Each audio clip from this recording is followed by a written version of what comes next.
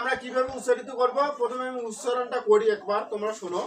তো এটা হচ্ছে প্রথম অধ্যায়ের দ্বিতীয়তম শ্লোক, উবাচকে সঞ্জয় উবাচ। তো উচ্চারণটা কিভাবে করতে হবে, এইভাবে করতে হবে।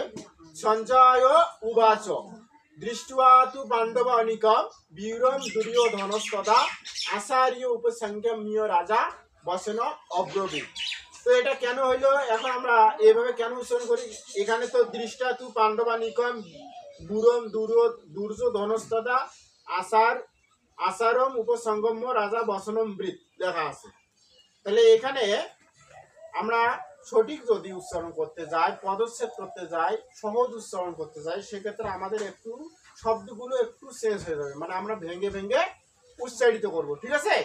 তো সর্বপ্রথম আমরা দেখি, সেখানে লেখা আছে দৃষ্টা, তার সাথে একটা ব ফলা যুক্ত হয়ে আছে। তো আমরা শিখলাম ব ফলার উচ্চারণ কি হয়, ব ফলার উচ্চারণ উ যোগ আ অথবা ও যোগ আ।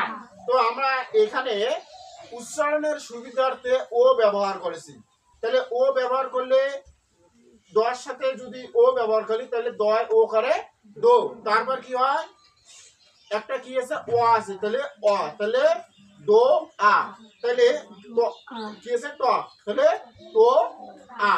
তাহলে প্রথমে কি আছে দৃশ, দয়রি পেলা বর্তনা স, কি হয় দৃশ, তারপর ট এর সাথে ও কার যোগ করে দিছি তো, তারপর একটা বাকি আছে কি অ, তাহলে তো অ।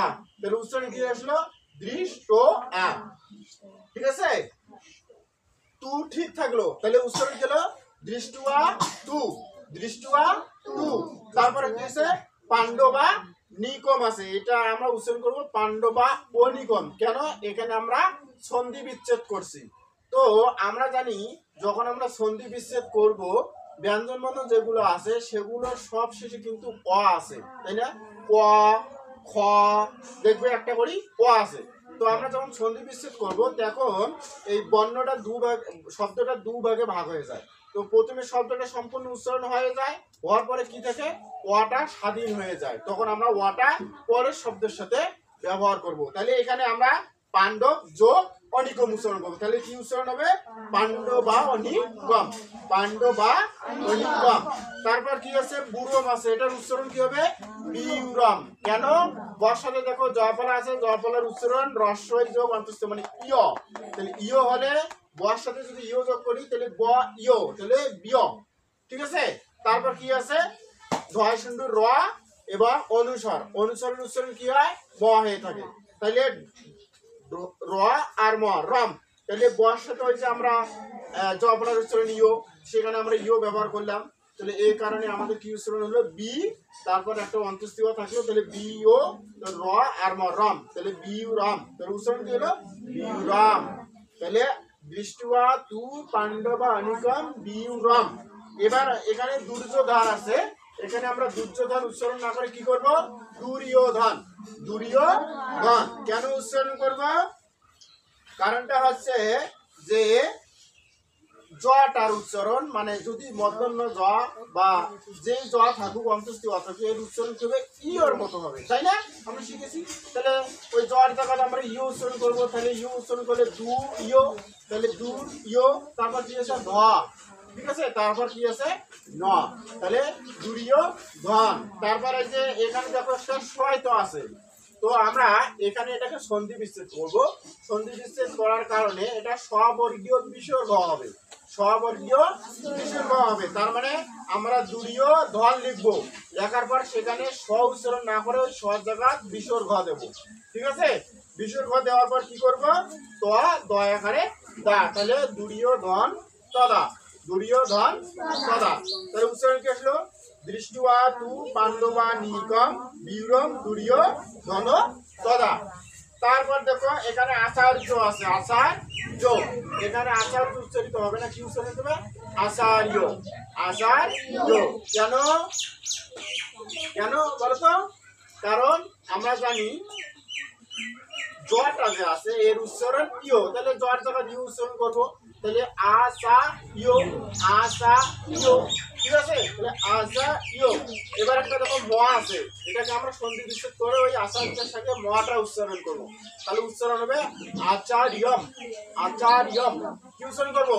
আচার্যম। তারপর দেখো মর সাথে একটা রুসুকার আছে, এই রুসুকারটা কি হবে?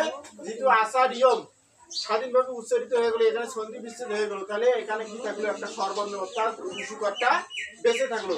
সেই উসুকার আমরা কোথায় পাবো? রুসু থেকে উসুকার পাবো। তাহলে পরের বর্ণের সাথে আমাদের এই রুসুকারটা ব্যবহার হবে। তাহলে এখন রসুকারে রুসুকার না হয় ডাইরেক্ট আমরা বর্ণটা উচ্চারণ করবো। তাহলে রু, তাহলে উ, তারপর কি আছে? প, তাহলে উ প।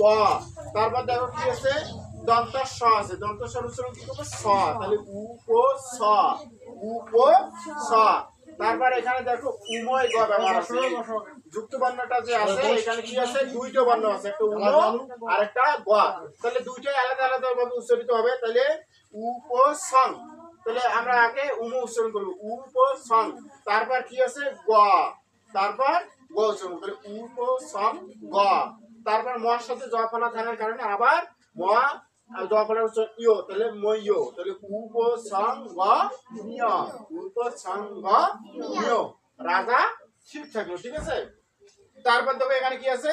বচনম বৃত। তো এখানে আমরা সন্ধি বিচ্ছেদ করে নেব। প্রথমে আমরা বচনম উচ্চারণ করব। তাহলে বচনম উচ্চারণ করার কারণে সেখানে ওয়াটা স্বাধীনভাবে উচ্চারিত হবে, এবার পূর্ণ উচ্চারিত হবে। তাহলে স্বরে ওয়া চলে আসলো, এই স্বরে ওয়াটা আমরা ব্রবৃতের সাথে উচ্চারণ করব। তাহলে ব্রবৃতের আগে যদি স্বরে ওয়া দেয় তাহলে কি হয়? অব্রবৃত, অব্রবৃত। তাহলে উচ্চারণ কি আসলো এখন আমাদের? দৃষ্টুয়া তু পাণ্ডবা অনিকম বিউরম দুর্যোধন তদা আসার ইয় উপ সঙ্গ নিয় রাজা বচন অব্রবৃত। ঠিক আছে? এই শ্লোকটা কিন্তু হচ্ছে অনুষ্ঠুপ ছন্দে রচিত। এই শ্লোকটা কোন ছন্দে রচিত? অনুষ্ঠুপ ছন্দে রচিত। আমরা শিখেছি অনুষ্ঠুপ ছন্দে 8টা করে বর্ণ হয়, তাই না? 8টা করে বর্ণ হয়, মানে একটা লাইনে কি থাকে? 8টা বর্ণ থাকে।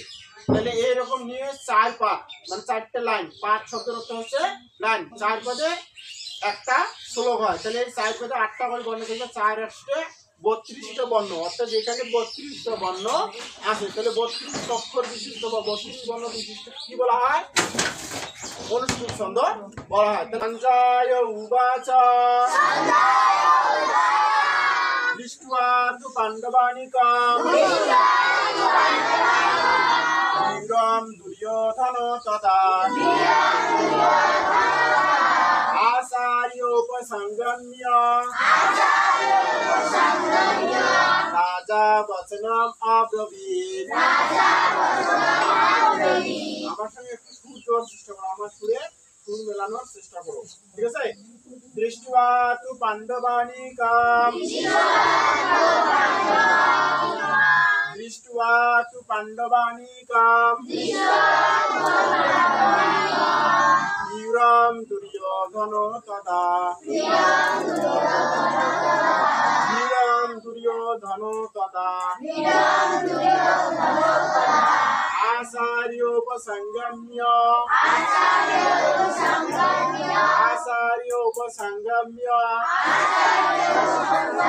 राजा वचनम् अब्रवीत्। হইল না কিন্তু, এবার একটু জোরে জোরে বলো। আমি বলবো, আমার শুনে একটু সবাই একসঙ্গে জোরে বলবো, হ্যাঁ? সঞ্জয় উবাচ দৃष्ट्वा तु पाण्डवानिकं वीरं दुर्योधन तदा आचार्योपसंगम्य राजा वचनम् अब्रवीत्। सञ्जय उवाच दृष्ट्वा तु पाण्डवानिकं वीरं दुर्योधन तदा आचार्योपसंगम्य राजा वचनम् अब्रवीत्।